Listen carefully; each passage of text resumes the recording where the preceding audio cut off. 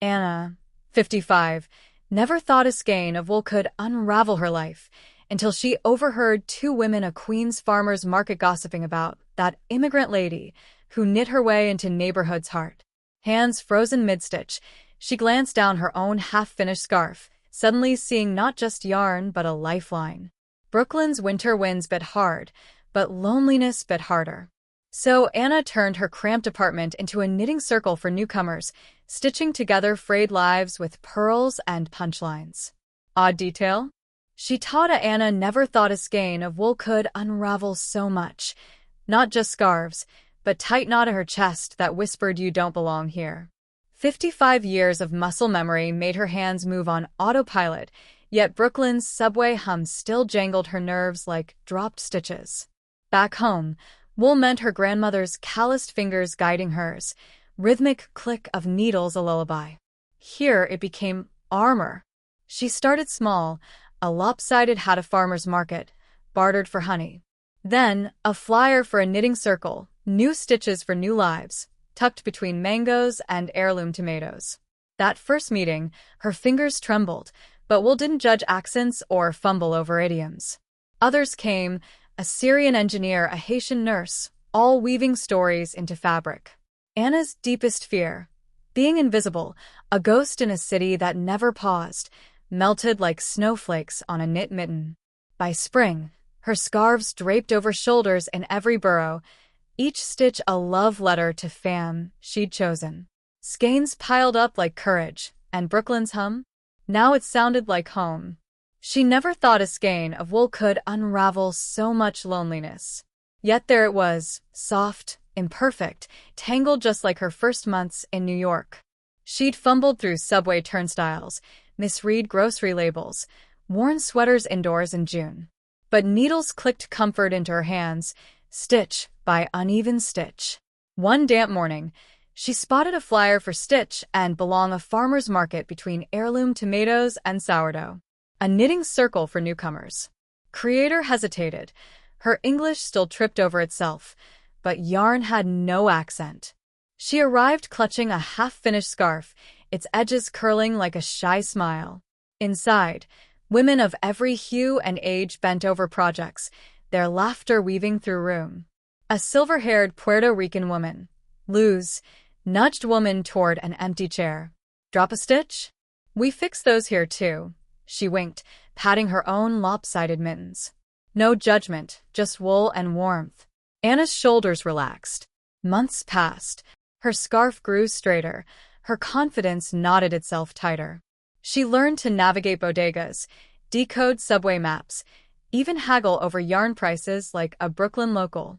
Group became fam, celebrating green cards, consoling over homesickness, swapping recipes between pearl rows.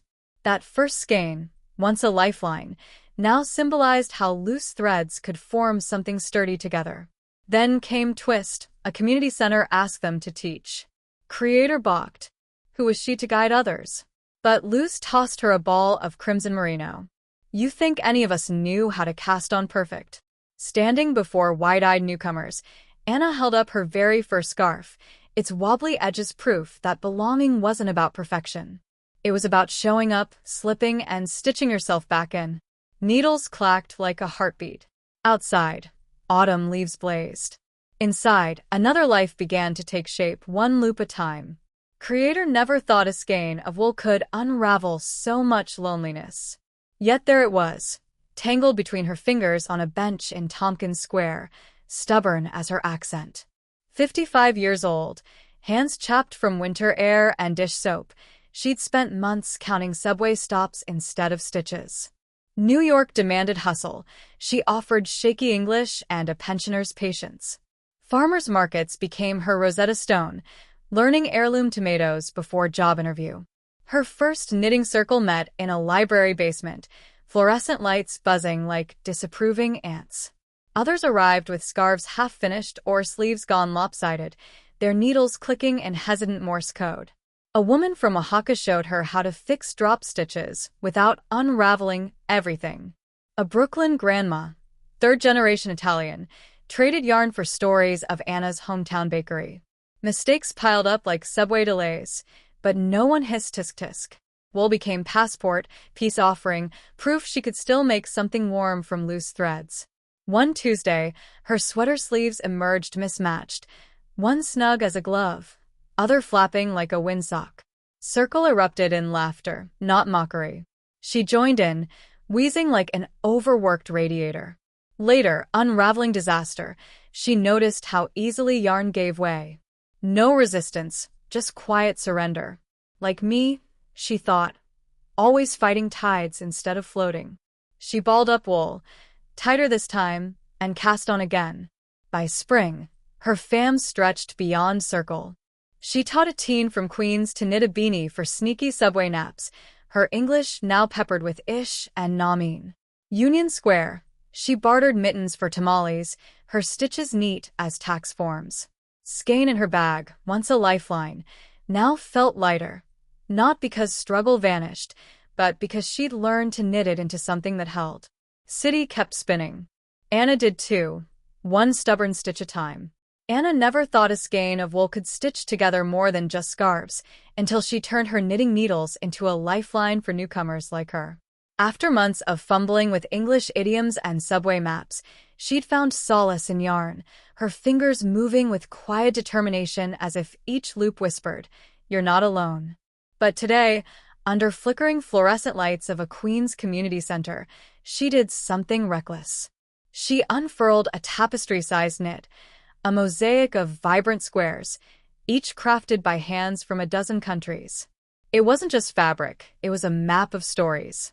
Her own square, a swirling Latvian sun, sat beside a Syrian cedar, a Nigerian Adinkra symbol, a Filipino wave. Skeptical Mrs. Kowalski, who'd once sniffed that immigrants should stick to their own kind, stood frozen mid-eye roll. Then snap, a teen whipped out a phone. Flash. By sundown, that image had blazed through local feeds. 55 and going viral, Anna mused, chuckling her lopsided tension in one corner. Next morning, farmers' market vendors waved her over, offering extra muffins. A city council rep slid a business card into her basket, muttering something about cultural bridges. But real twist? Mrs. Kowalski elbowed through crowd next week's circle, clutching a lumpy first attempt a granny square. "Show me," she grunted. Anna's chest swelled. Under her breath, she thought, "I finally belong here." Wool skein in her bag? Now a badge, not just a comfort. Gutsy move paid off. Fam had her back. She never imagined a skein of wool could weave her into a city's heartbeat. Yet there she was, 55 and fierce, turning tangled threads into belonging. Not just for herself, but for newcomers clutching hope like spare yarn. Her knitting circle, born in a Brooklyn basement, became a lifeline.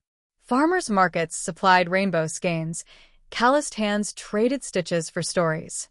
A Syrian grandmother purled her first scarf beside a Venezuelan coder mastering mittens. Laughter unraveled language barriers.